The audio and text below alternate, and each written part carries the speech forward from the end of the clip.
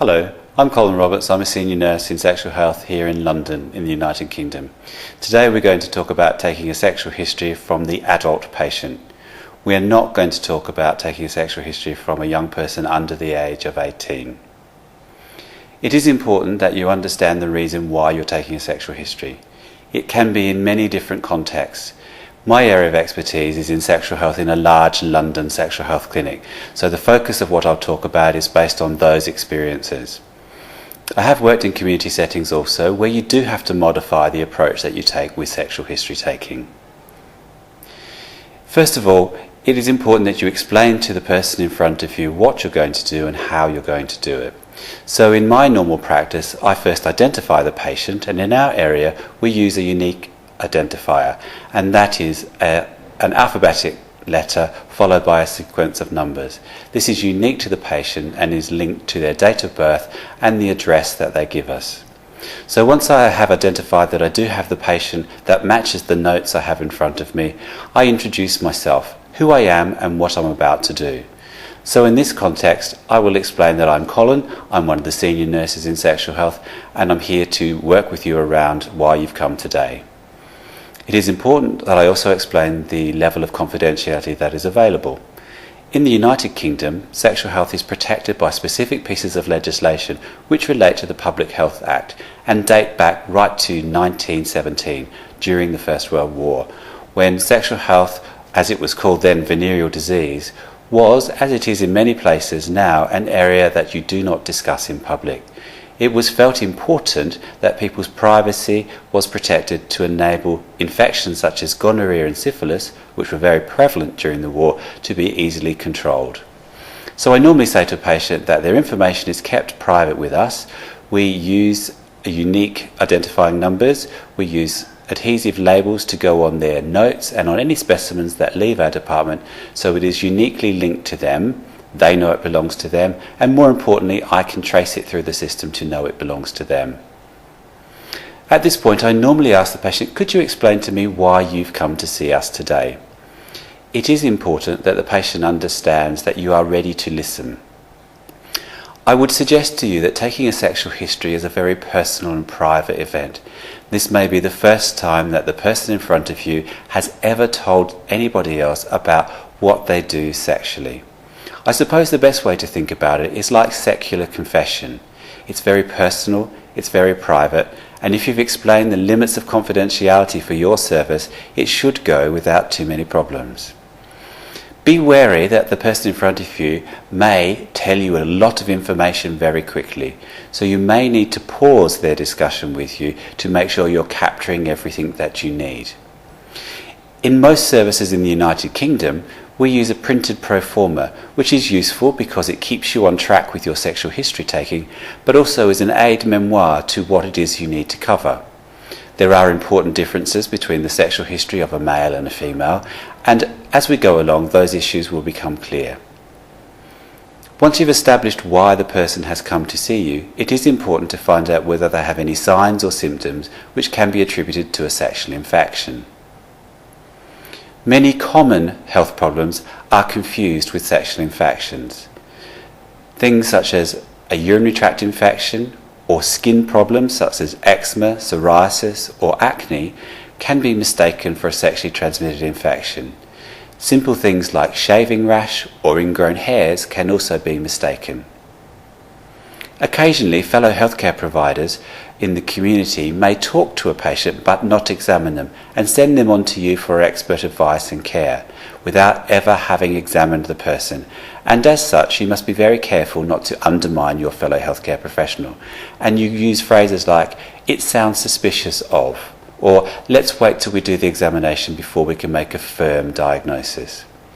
I would say to you, it's always important to talk about things being suspicious of until you have laboratory confirmation or a fellow practitioner agrees with you that that is a wart or it's not a wart. Going back to the main history taking, we found out from the patient what it is they've come for and a brief explanation of what is wrong. There are two ways to take a sexual history.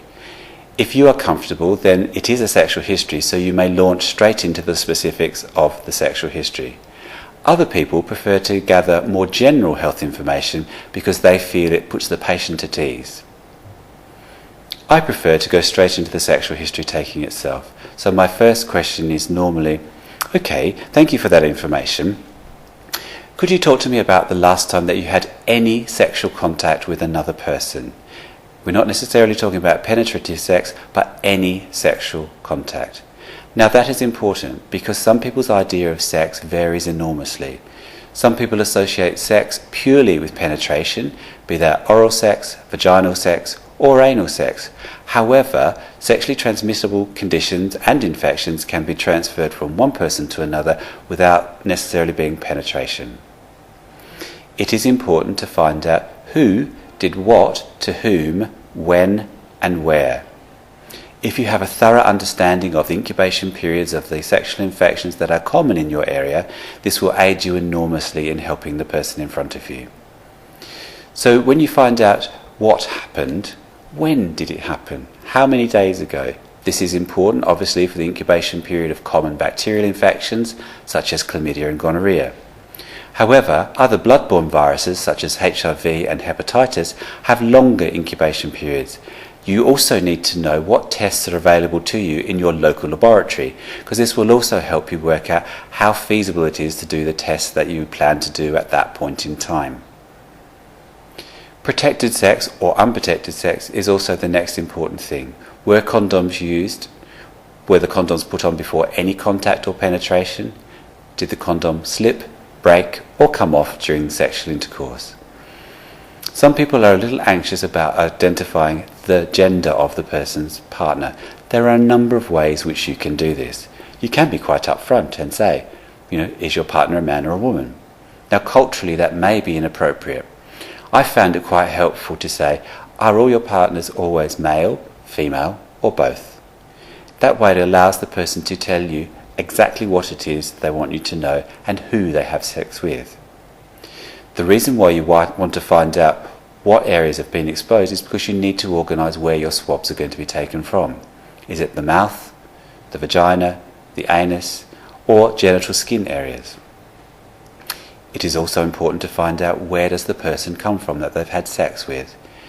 Now, if the person lives in your country and has been born in your country but identifies as a foreign national, so in the United Kingdom it might be someone from Iraq, Iran or Africa who was born in this country but still identifies as African, then the risk for them is very low for lots of the infections which may be of concern if they were born in their home country.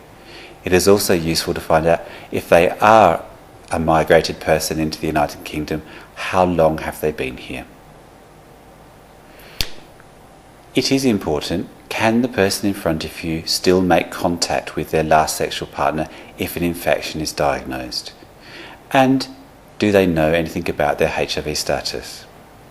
So that seems an awful lot of information to gather, but however, when you're working with a patient, it does flow off your tongue quite quickly and doesn't seem as onerous as I've described. We then move on to when was the last time you had sex with someone different, and basically repeat the whole process, recording as we go along in abbreviations that are quite common to sexual health in the UK. You may have your own abbreviations where you work, but it is important that whatever you use is universally recognisable because the patient may come back and see a different practitioner to yourself. Some places in the United Kingdom will look at the last 3 partners, some 2. It is important you follow what your clinic's guidance is. At this point, it may be useful just to quickly summarise with the person in front of you and say, okay, thank you for that information. Could I just ask you, have there been any other partners in the last 3 months? Now, the 3-month window period is quite important for issues such as HIV and hepatitis. It's also important when you've talked about the 3-month window period to also ask, was there any unprotected sex with anybody during that 3-month period? Because that will help you work out whether tests such as HIV and hepatitis need to be repeated. At this point, if your patient in front of you is female, you may then go on to look at their contraception and obstetric history. It's important to find out when was the first day of their last period.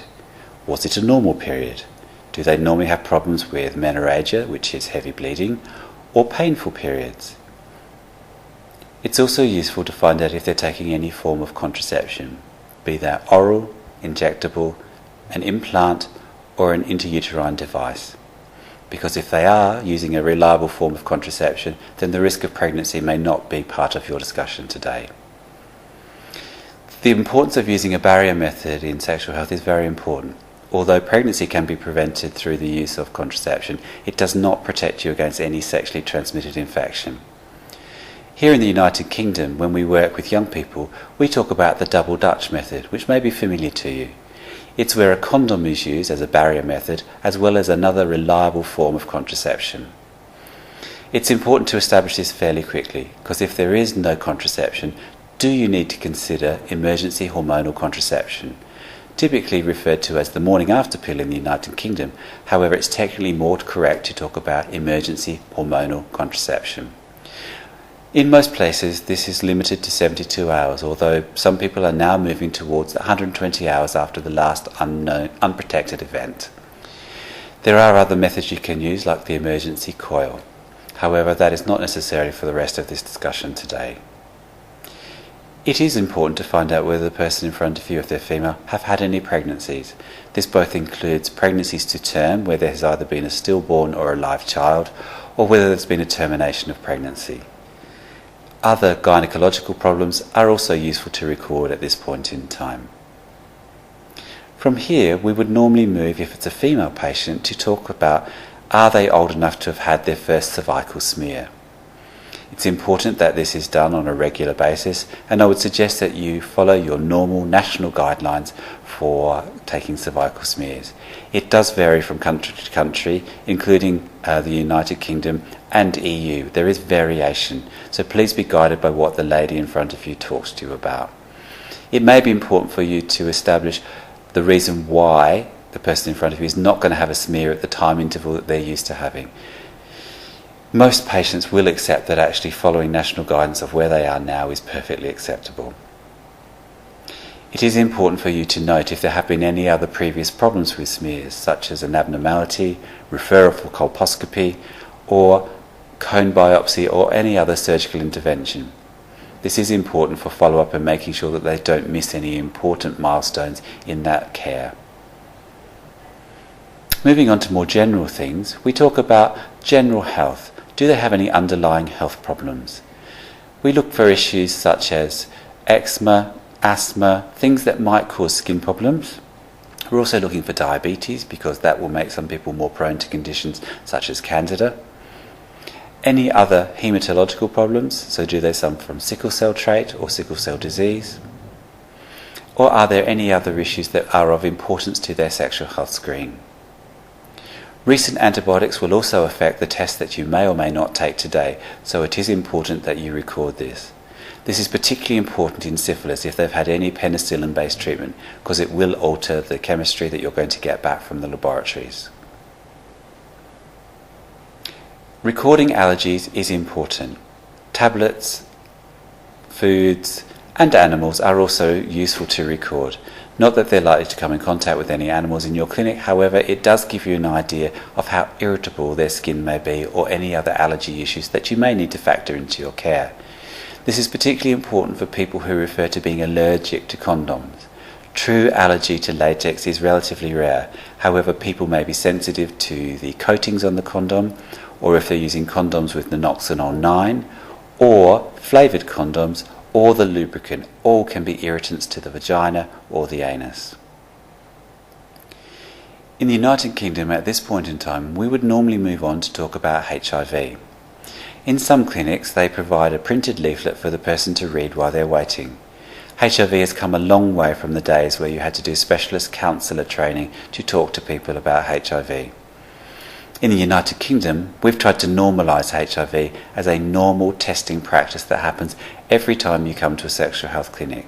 It should always be offered. Whether the person accepts your offer is entirely up to them. It is important, however, that they understand the risks, what has happened, why it has happened, and are they within the window period. Historically, this was 12 weeks. With new technology where we're looking for antigen as well as antibody in our testing, it is possible to bring that window period down to 8 or 6 weeks. Rapid point-of-care testing is also in vogue now, and there are several methods to do this. Oral swab or finger prick blood sample. Many patients prefer to have a rapid test because they walk away knowing their HIV status, which may be the biggest concern they have for visiting you today. Venous sampling is equally important because if the person has had a reactive rapid test, that second sample is required for validation testing. It's important if you do get a rapid test result that comes back as reactive, that is how you describe it. It's a reactive test. It is not yet positive until the laboratory confirms it. You may have different local guidance on that. That's the normal practice that we would work with in the United Kingdom. HIV testing should be done with the free will and consent of the person in front of you. You may make suggestions to that person based on what they've told you. Have they had sexual contact with someone known to be HIV positive? Is that person an injecting drug user, either present or in the past? Or are there any other factors that they may be aware of, such as have they been brought up and had sexual contact with other people in an endemic country where HIV is a particular problem? Do be mindful, as I've said earlier, that just because someone culturally identifies from another country, if they were born in your country and there's been no risk since, please do not make assumptions about that. It's what you do that puts you at risk from HIV, not who you are. We would then go on to talk about hepatitis A, B and C. If you're working with men who have sex with men, it is important that this information is clarified carefully. Hepatitis A is acquired through the fecal-oral route normally, and some sexual practices put you more at risk than others. Practices such as rimming, which is the mouth in contact with the anal area, is an easy way for a person to contract hepatitis A. Hepatitis B, however, is usually blood-to-blood or sexual. Hepatitis C is usually blood-to-blood, but can also be sexual. This is where finding out what happened during sex is really important, because some sexual practices put you more at risk to blood. Anal sex without adequate lubricant can cause trauma to the local tissues, but please do remember that both men and women practice anal sex. Anal sex is an important form of contraception in many cultures, where an artificial method of contraception would not be allowed for cultural or religious reasons. The anal area is more friable than the vagina, and therefore small microbleeding can occur with anal sex, which can lead to transmission of hepatitis as well as HIV. Please, throughout your consultation, check at important points whether the person has any questions. It is very easy to ask a series of closed questions and it feel like an interrogation. As I said at the beginning, this should be a free-flowing way of talking to the person, remembering that they are sharing with you some of their most intimate information. This may be, as I've said, the first time they've talked to anyone about this. You can pepper this conversation with small amounts of health education in response to people's questions. An example of this may be, so I can get HIV through anal sex? Yes, you can. It's important to use a barrier method for both vaginal and anal sex if the person isn't your regular partner and they haven't been tested already. When we've done the assessment for bloodborne viruses, which includes HIV and hepatitis, it would be usual to quickly discuss syphilis. Syphilis is a bacterial infection which normally starts off with a painless ulcer at the point of contact. The difficulty around syphilis is that this chancre or sore is painless. The action of the treponemes, which is the organism that causes this, is to disable the pain receptors at the site of entry.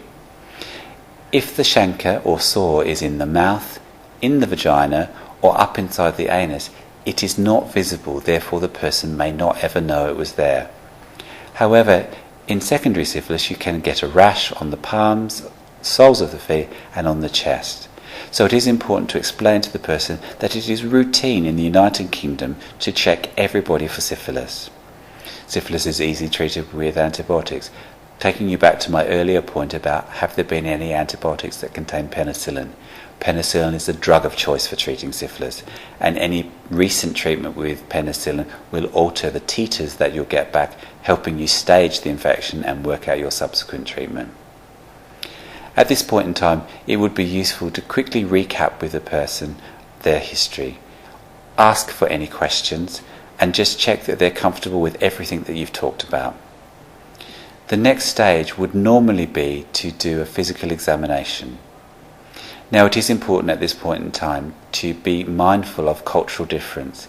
It may not be appropriate for you to examine a woman from some cultures or religions.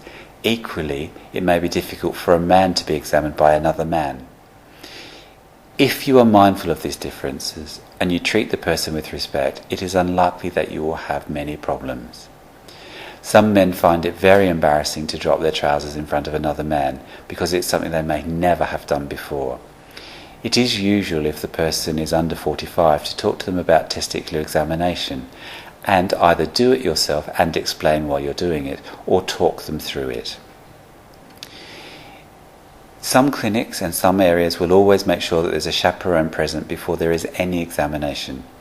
It is important before you do any intimate examination that a chaperone is offered.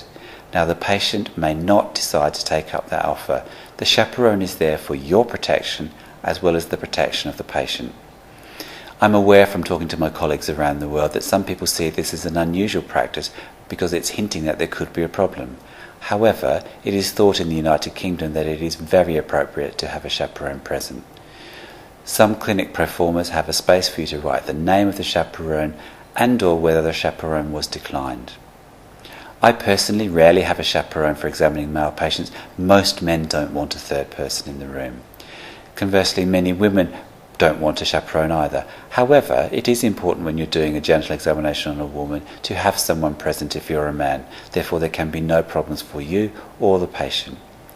Equally, there is a person there to support the person, because that's what a chaperone's job is. It is to support the person you are examining. They may or may not be helping you by handing you swabs or collection plates or blood bottles. However, their primary role, as I say, is a support person for the patient.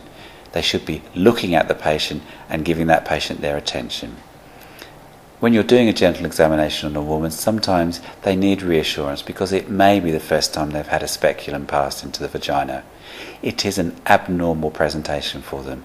It is also important for you to remember that lying on your back with your legs in stirrups with an artificial instrument being placed into your body is very threatening.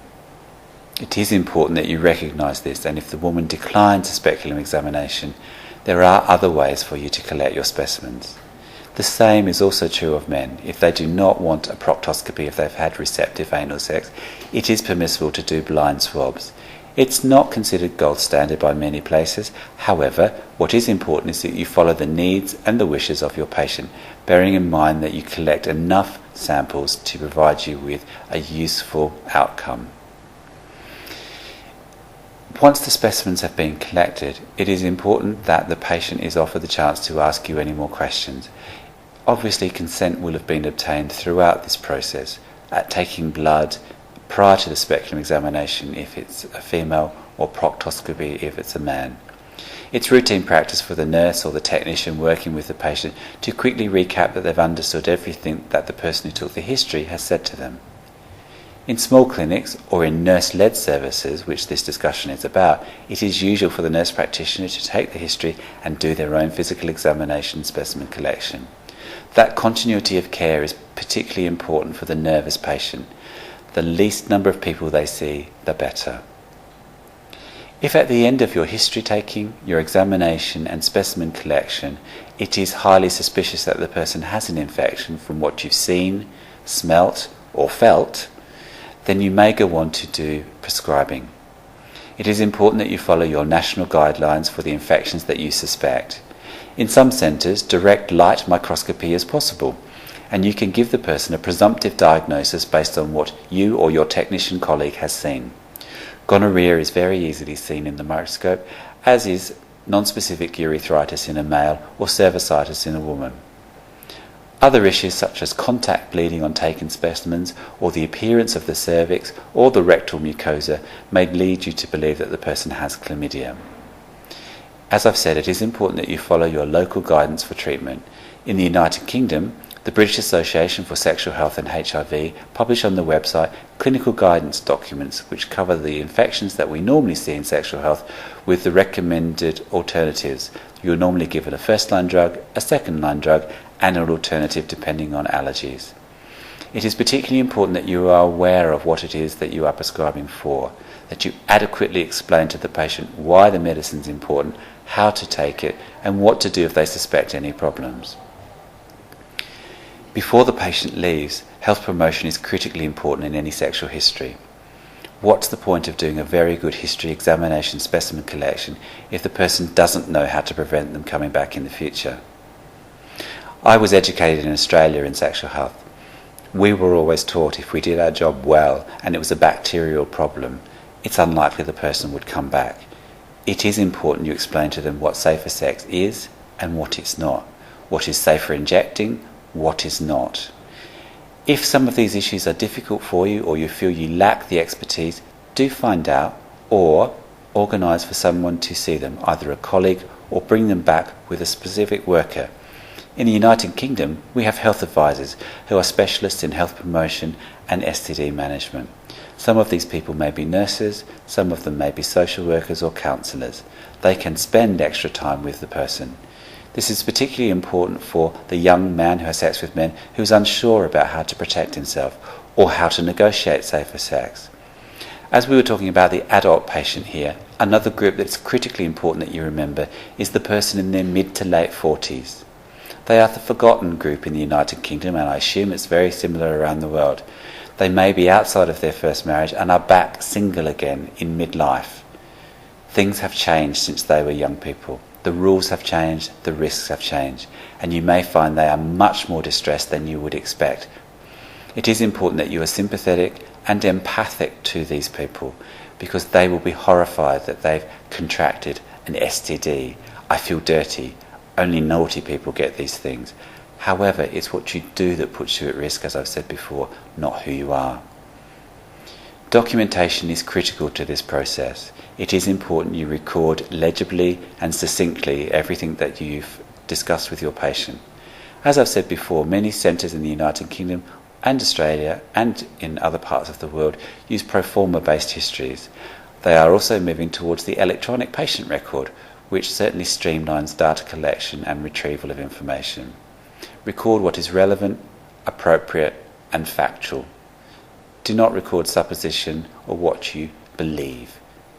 You can record hunches. If you sense that the person is reluctant or sense that the person hasn't told you anything, you can write in your notes, reluctant historian. That may lead your colleague who sees the next to realise that something wasn't quite right, and it may be that at the second visit they feel more comfortable to disclose to you. Many of you no doubt will have had the doorknob confession when the person gets to the door and asks you a bland question, such as, "So will this drug cause erectile dysfunction?" So potentially that was the issue they came for initially. And whilst you may think the consultation is finished, you invite them back and say, "Is erectile dysfunction a concern for you?" That's just one example of when the message isn't what you expect it to be.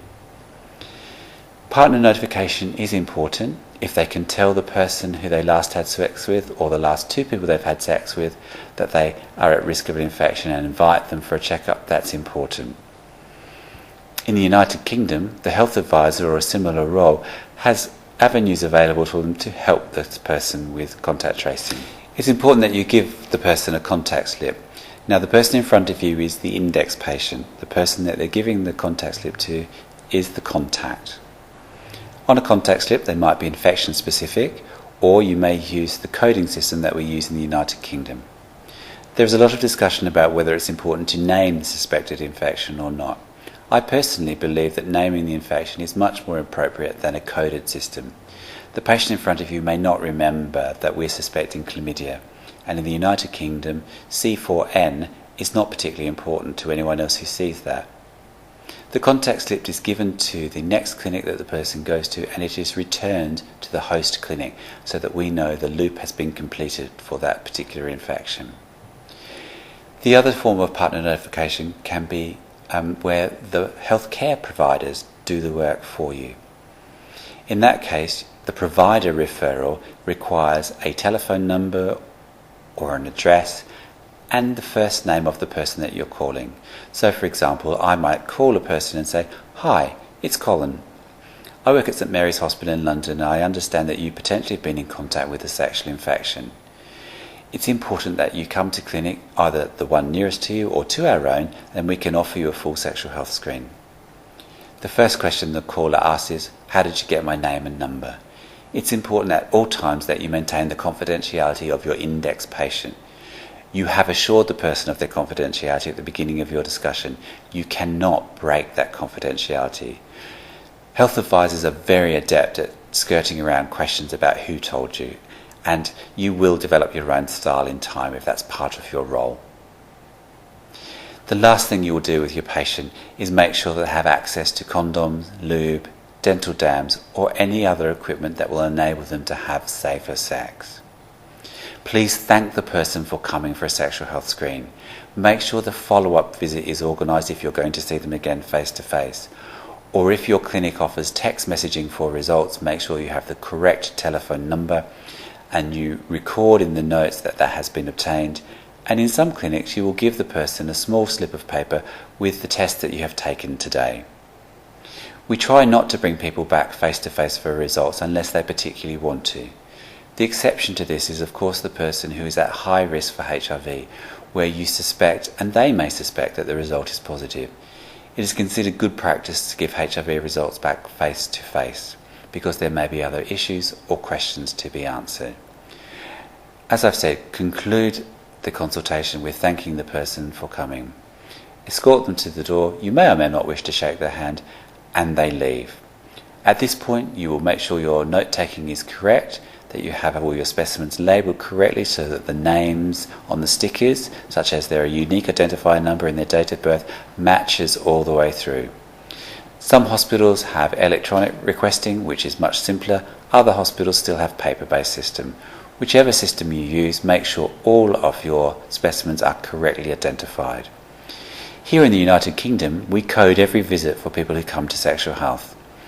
This is important in terms of payment, because we work under payment by result, but also for national collection of statistics for sexual infections. This is done in England through the Health Protection Agency. There are other agencies that look after this in Scotland and Northern Ireland.